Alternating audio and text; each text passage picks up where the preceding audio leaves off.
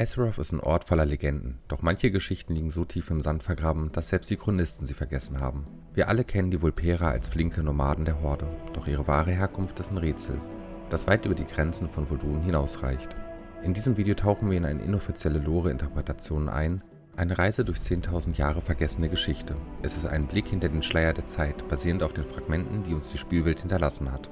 Dies ist das vergessene Erbe, die Geschichte davon, wie aus gejagten Kreaturen ein Volk von Legenden wurde. Lehnt euch zurück und begleitet mich zum Ursprung der Vuldunai.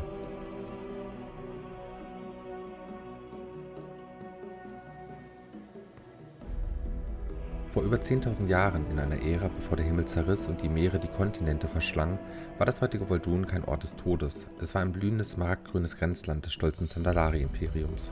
Massive Farne, gigantische Baumriesen und dichte Nebelwälder prägten das Bild. Doch der Hunger der Trolle nach Monumenten für ihre Götter war unersättlich. Tausende Sklaven und Arbeiter drangen in die Urwälder vor. Das Echo von Äxten und der Fall jahrhundertealter Bäume waren der Rhythmus jener Zeit. Um ihre riesigen Ziggurate und Tempel zu stützen, rodeten sie den Dschungel bis auf den nackten Boden. Inmitten dieses rücksichtslosen Kahlschlags lebte ein primitives Volk kleiner Wüstenfüchse.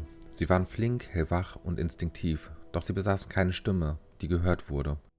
Für die expansionistischen Trolle waren sie nicht mehr als lästiges Ungeziefer, das aus den Bauen geräuchert wurde oder wertlose Jagdbeute in einem sterbenden Wald.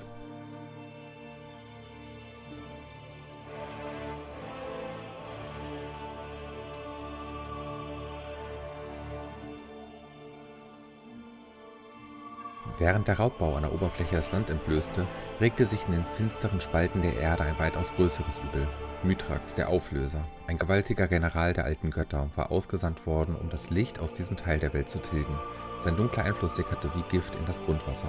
Einst kristallklare Flüsse verwandelten sich in schlammige Rinnsale, und die sanften Kreaturen des Waldes wurden von Wahnsinn des Schattens zerfressen. Die kleinen Füchse standen am Abgrund der Auslöschung. Im Norden rückten die Söldner der Trolle mit Feuer und Stahl vor, während von unten die Leere nach ihren Seelen griff. Es schien, als würde ihre Geschichte enden, bevor sie überhaupt begonnen hatte. In dieser dunkelsten Stunde erhob sich Kevo der Täuscher. Er war kein gewaltiger Lord wie Rezan, sondern ein scheuer, fast unsichtbarer Geist. Er verstand, dass sein Rudel eine radikale Transformation brauchte, um die kommenden Äonen zu überstehen.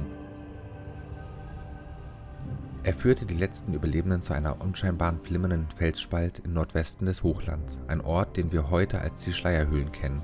Damals war die Höhle jedoch kein bloßes Versteck. Kevo aktivierte einen uralten Pfad, der die Gesetze des Raums zu beugen schien. Tief unter dem Gestein öffnete sich der erste Bau. Dort stießen sie auf eine vergessene Kammer der Titanwächterin Freya. Es war ein Ort des Friedens, an dem eine reine Ader des Brunnens der Ewigkeit pulsierte, umgeben von leuchtenden Azerittsplittern, die die Grotte in ein unirdisches blau-goldenes Licht tauchten, fanden die Füchse zum ersten Mal seit Generationen Sicherheit. Freya, die Hüterin des Lebens, spürte die Verzweiflung, aber auch die unschuldige Reinheit in Kevos Absichten. Sie erkannte, dass diese kleinen Wesen das Potenzial hatten, ein Gegengewicht zum Schatten von Mithrax zu bilden. Sie gestattete ihnen, vom magischen Wasser der Ader zu trinken. Was normalerweise Äonen der natürlichen Evolution beansprucht hätte, geschah in einem Augenblick der göttlichen Gnade. Das Fell verdichtete sich, die Augen füllten sich mit Intelligenz, und die erste Sprache der Vulpera wurde in diesem Moment geboren. Kevo schenkte ihnen daraufhin die 3 Kunai, keine echte Waffen, sondern spirituelle Symbole ihrer neuen Natur. Der Biss des Schweigens, die Kunst, sich dem Blick des Schattens zu entziehen, die Bindung der Sippe, das Versprechen, dass kein Vulpera jemals alleine in der Dunkelheit zurückgelassen wird, die List des Schwachen, die Erkenntnis, dass ein wacher Geist jede rohe Gewalt besiegen kann. Hoch über diesen Schicksalsmoment, verborgen in den goldenen Fäden der Zeitwege, wachte Nostormu. Er erkannte, dass dieses kleine Volk in einer fernen Zeit, einer Zeit der Allianzen und Weltkriege, eine entscheidende Rolle für das Überleben Azeroths spielen würde. Obwohl er nicht direkt eingreifen durfte, wog er einen schützenden Schleier des Vergessens über die gesamte Region. Er manipulierte die Wahrnehmung der Außenwelt so geschickt, dass sowohl die Diener der alten Götter als auch die arroganten Trolle die Anwesenheit der Vulpera schlichtweg ignorierten. Es war ein göttlicher Zeittrick, der ihnen Jahrtausende des verborgenen Wachstums schenkte, während die Welt um sie herum in Chaos versank. Doch während die Vulpera im Schutz der Tiefe lernten, besiegelte die Gier der anderen Völker das Schicksal der Oberfläche. Die Zandalari errichteten im Osten Atul Aman. Diese Stadt sollte die Pracht von Zuldasar übertreffen, doch ihr Bau war ein ökologisches Verbrechen.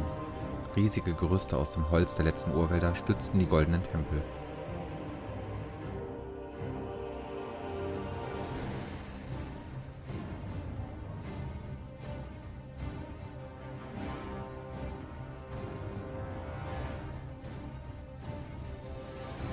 Parallel dazu grub sich der Hochmut bei der Knochengrube tief in das Fleisch der Erde. Massiver Steinabbau für Monumente verwandelte fruchtbare Täler in klaffende Wunden. Ohne die Bäume blieb der Regen aus. Die Flüsse, die einst das Leben speisten, versiegten zu bleichen, ausgetrockneten Betten, die wie Narben durch das Land führten. Die stolzen Baumeister bemerkten erst zu spät, dass sie das Herz ihres eigenen Landes durchbohrt hatten. Als die Welt durch das dunkle Portal und späteren Kataklysmen schließlich zersplitterte, wurde der erste Bau versiegelt.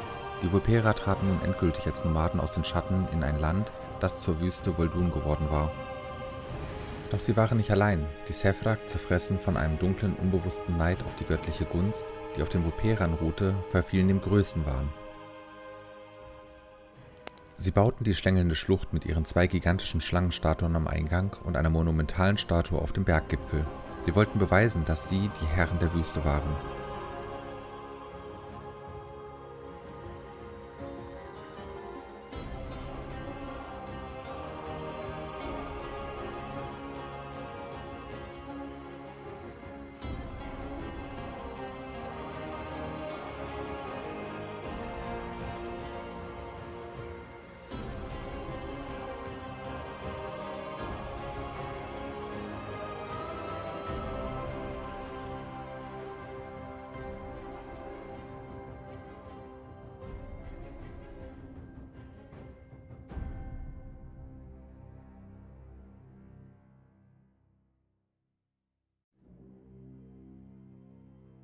Doch während die Sethrak fest an ihren steinernen Festungen gekettet waren, blieben die Vulpera frei.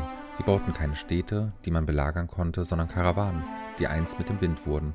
Wo die Sethrak Mauern bauten, bauten die Vulpera Zelte und schufen eine Kultur, die so beweglich war wie der Sand selbst. Heute ist das Erbe der Vulpera in der Gemeinschaft der Vuldunai präsenter denn je. Die einzige verbliebene Oase ist ihr Heiligtum.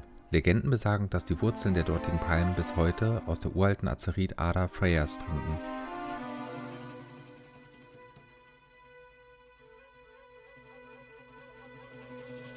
In dieser harten Umgebung formte sich die heutige Führung. Kiro, ein besonnener Heiler, sah über die Grenzen der einzelnen Karawanen hinweg. Er verstand, dass die Bindung der Sippe das gesamte Volk umschließen muss, um gegen die Sklaverei der Sethrak zu bestehen. An seiner Seite kämpft Nisha, die Kriegspfote. Sie ist die radikale Umsetzung des Bisses des Schweigens. Eine Kriegerin, die aus dem Nichts zuschlägt und wieder im Sand verschwindet. Unterstützt werden sie von Mera, die mit ihren Alpakas das logistische Rückgrat und den unerschütterlichen Lebensmut der Vulpera verkörpert. Der Kreis schloss sich nach dem 4. Krieg. Kiros Weg führte ihn weg vom heißen Sand Vol'Duns in die Hallen von Orgrimmar. Heute sitzt er als gleichberechtigtes Mitglied im Rat der Horde. Er blickt auf Augenhöhe zu Gestalten wie Thrall und Bane Bluthoof auf. Nozdormus Vorhersehung hatte sich erfüllt. Das Volk, das einst als Ungeziefer im Dschungel gejagt wurde, ist heute einer der tragenden Säulen der mächtigsten Fraktionen Azeroths. Sie tragen die 3 Kunai noch immer an ihrer Schulter. Nicht mehr nur als Symbol des Überlebens, sondern als stummes Zeugnis einer Geschichte, die 10.000 Jahre im Verborgenen lag und nun endlich erzählt wird.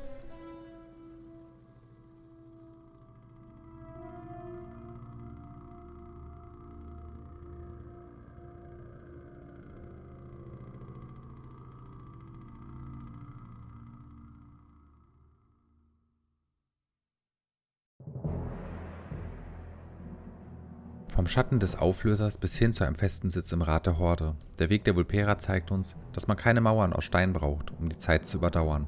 Es ist die List, die Treue zur Sippe und der Wille zur Freiheit, die dieses Volk so einzigartig macht. Was denkt ihr über diese Interpretation ihrer Herkunft? Glaubt ihr, dass Nostormu oder Freya ihre Pfoten im Spiel hatten? Oder seht ihr die Geschichte ganz anders? Schreibt es uns unbedingt in die Kommentare. Wir sind gespannt auf eure Theorien. Wenn euch dieser tiefe Tauchgang in die Lore von Azeroth gefallen hat, würden wir uns sehr über ein Like freuen. Und falls ihr mehr über die verborgenen Geschichten der Völker und Orte erfahren wollt, lasst ein Abo da, so verpasst ihr keine der kommenden Chroniken. Danke fürs Zuschauen und wir sehen uns in der nächsten Karawane. Bis zum nächsten Mal.